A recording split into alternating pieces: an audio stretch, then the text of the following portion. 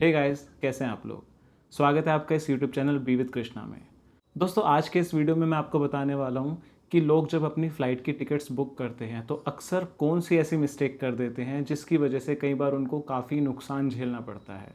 और ये जो मिस्टेक्स हैं ये बहुत ही कॉमन है। अगर आप पहले अपनी फ़्लाइट की टिकट कई बार बुक कर भी चुके हो तब भी हो सकता है कि आपसे कभी बाई चांस ऐसी मिस्टेक हो जाए। तो बहुत ध्यान से इस वीडियो को देखिएगा। अभी फ़िलहाल मैं आपको अपने कंप्यूटर की स्क्रीन पे लेके जा रहा हूँ और साथ के साथ मैं बताता जाऊँगा कि क्या अक्सर लोग मिस्टेक कर देते हैं। पहली दूसरी मिस्टेक बहुत ही कॉमन है, शायद आपको पता होगी, लेकिन उसके आगे जो मैं बताऊँगा ना, हो सकता है वो आपको भी ना पता हो। बहुतों को पता होगी, लेकिन मुझे पता है कि काफ़ी सारे लोगों को नहीं पता होगी। तो ध्यान से इस वीडियो को देखना। तो चलते हैं अब मेरी कंप्यूटर की स्क्रीन पे। अभी मैं कंप्यूटर की स्क्रीन पे आ गया हूँ। मैंने जनरली क्रोम ब्राउज़र ओपन किया है। अब मैं इसमें ओपन करूँगा goibibo.com। आप किसी भी साइट पे चेक कर सकते हैं, Goibibo, make my trip, is my trip, जो आपको कंफर्टेबल लगे। मेरे को गोआईबीबो सही लगता है, इसलिए मैं इस पर चेक करता हूँ। तो अभी चेक कीजिएगा, ये आपका डला हुआ है दिल्ली से मुंबई 26 जुलाई का। तो हम इसी को ही सर्च कर देते हैं। जो सबसे पहली मिस्टेक है ना, बहुत ही कॉमन मिस्टेक है, लेकिन फिर भी लोग कर देते हैं और भारी नुकसान कभी कभी उनको झेलना पड़ता है इस चक्कर में। तो वो क्या है देखिएगा।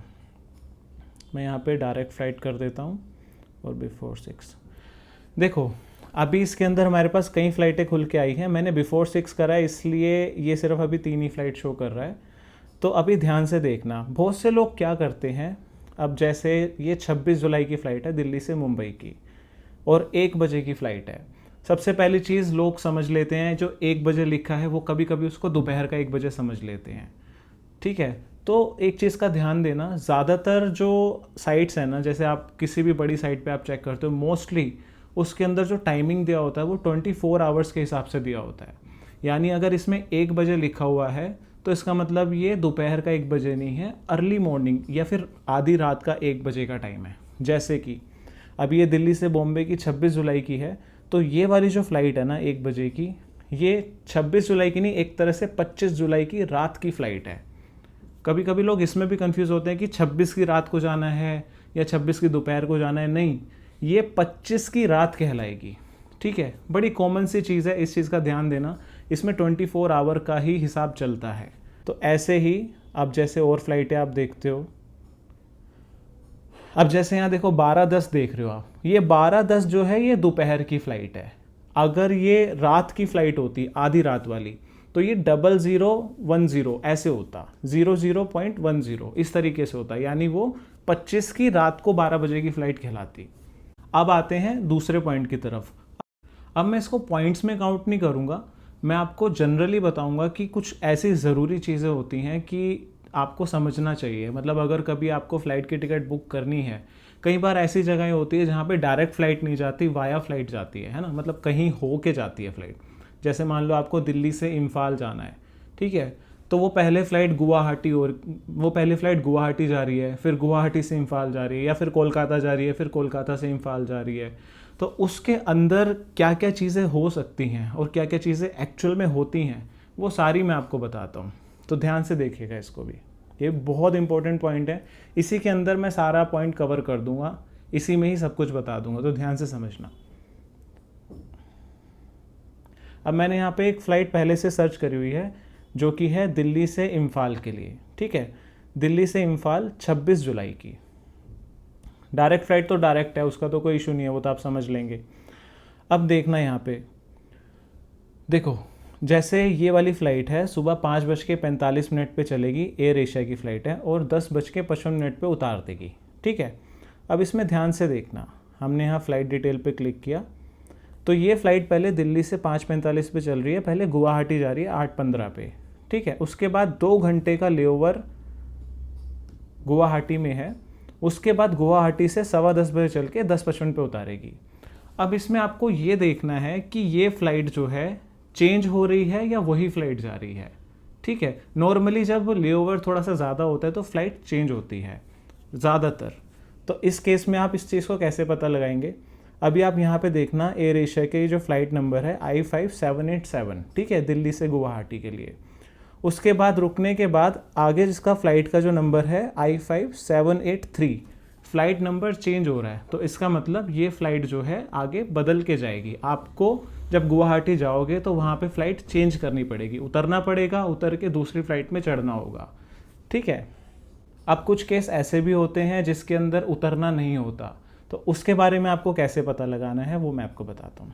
अब जैसे आप देखिए, ये दिल्ली से इम्फाल की ही फ़्लाइट है, ठीक है। मैंने फ़्लाइट डिटेल पे क्लिक किया, एयर इंडिया की फ़्लाइट है। मान लो देखो, दिल्ली से गुवाहाटी जा रही है, ये पहले सुबह 9:55 पे चलेगी और 12:45 पे गुवाहाटी उतारेगी। उसके बाद देखो बीच में 30 मिनट का लेओवर है, और उसके बाद यही फ़्लाइट आगे 1:15 पे चल के 2:45 पे इम्फाल उतार रही है, ठीक है। लेकिन आप ध्यान से देखना, यहाँ पे फ़्लाइट नंबर जो है ना दोनों का सेम है, AI889 AI889। इसका मतलब ये है कि आपको इस फ़्लाइट से उतरने की ज़रूरत नहीं है। कुछ लोगों की गुवाहाटी तक की बुकिंग होगी, वो अपना उतर जाएंगे, आपको उतरने की ज़रूरत नहीं है, आप उसी में बैठे रहेंगे और ये फ़्लाइट फिर आगे सीधा इम्फाल जाएगी। तो आपको फ़्लाइट चेंज करने की ज़रूरत नहीं है, लगेज वगैरह सब आपका इसमें रहेगा। अब मैं थोड़ा सा लगेज का भी बताता हूँ क्या रहता है। अब देखिए, जैसे मान लो आपका लगेज है, आपने चेक इन करवाया है, ठीक है। चेक इन करवाने के बाद अगर तो आपकी फ़्लाइट सेम है, जैसे एयर एशिया, ठीक है, तो फ़्लाइट भले ही चेंज हो रही हो, लेकिन लगेज आपको बार बार लेके दोबारा चेक इन नहीं करना पड़ेगा।